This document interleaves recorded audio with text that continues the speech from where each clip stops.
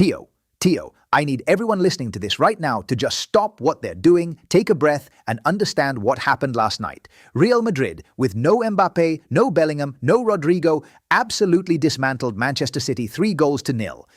The fan reaction online is something I've never quite seen before. It's not just joy, it's this almost confused euphoria. Like people are celebrating, but also genuinely asking themselves, wait, was this real? Did that actually happen? Because a week ago, we were sitting here talking about blind faith versus total dread, remember? Fans were writing the season off. And now the same people are posting Valverde gifs at 2 in the morning like their lives depend on it.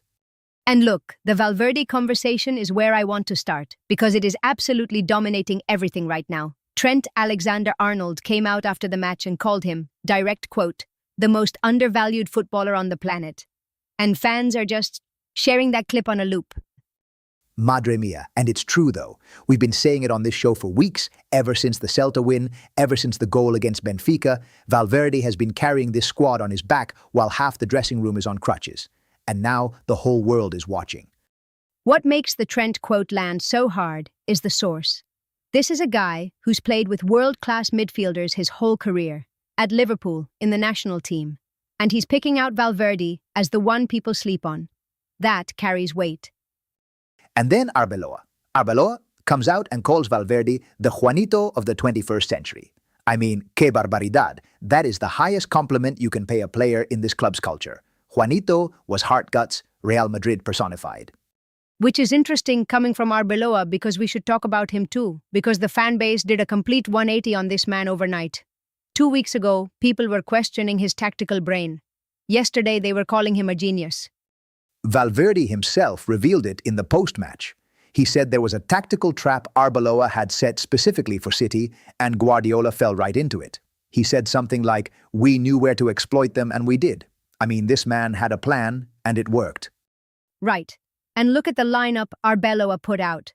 Courtois, Trent, Asensio, Rudiger, Mendy, Valverde, Tchouaméni, Thiago Pitarch, Brahim, Güler, Vinicius. On paper, fans were nervous about that. In practice, City couldn't live with it. Thiago Pitarch, starting against Manchester City in the Champions League, fans were absolutely sweating that choice. And then the kid goes and performs like that.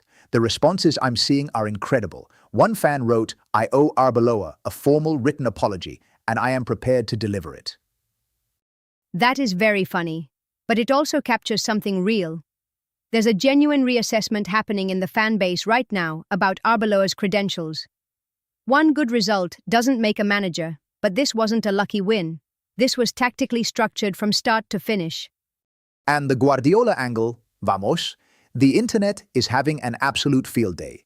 There's a narrative going around that he genuinely fears the Bernabeu, that this is a psychological block that never goes away, and fans are leaning into it hard. Which is fair to a degree. His record at the Bernabeu is genuinely poor, but I'd be careful about over-indexing on that. City were missing players too, and Madrid were tactically sharper on the night. Credit the plan, not just the fear. Okay, but can I enjoy it just a little bit? Because we spent 3 episodes talking about doom and gloom, and now I want my moment, Maria, Hala Madrid. Fine, enjoy it. You've earned it. We've all earned it. But, and there is always a but, the conversation I'm seeing that I think deserves more attention is the one about what this means going forward, because the injury list hasn't changed. Yeah, and fans are already starting to feel that tension. Like, there's this split between the pure euphoria crowd and the okay, but Mbappe is still out, and we don't know when he's back crowd, and both camps are making noise right now. Mbappe's timeline is still listed as unknown. Bellingham is out until mid-April. Rodrigo is gone until December. This is not a solved squad. Last night was a brilliant performance by the players available, but the context hasn't evaporated. Though I will say, and this is a take I'm developing in real time, maybe the injury crisis is forcing Arbeloa to build something, like these young players, Thiago Pitarch starting, Güler on the ball, Brahim causing chaos. Is this actually clarifying the squad identity? That is genuinely one of the more interesting questions floating around fan forums this morning. Someone put it well. They said, "We spent the whole season waiting for the Galacticos to fix everything, and meanwhile, the workers built a house." That stuck with me. I love that. And now we've got Elche on Saturday in La Liga, which, look, The mood in the fan base around Elche is almost dangerously relaxed right now. After last night, people are floating, and that's when you slip up.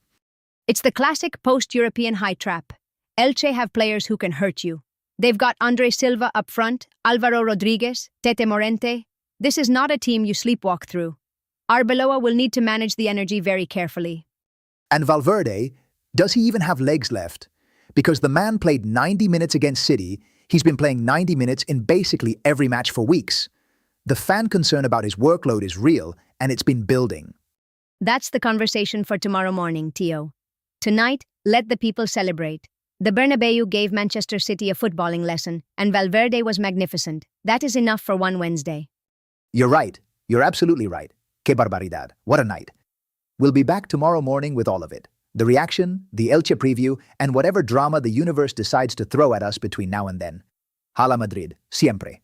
See you at 7. Don't be late. Rafa will be insufferable, and you won't want to miss it.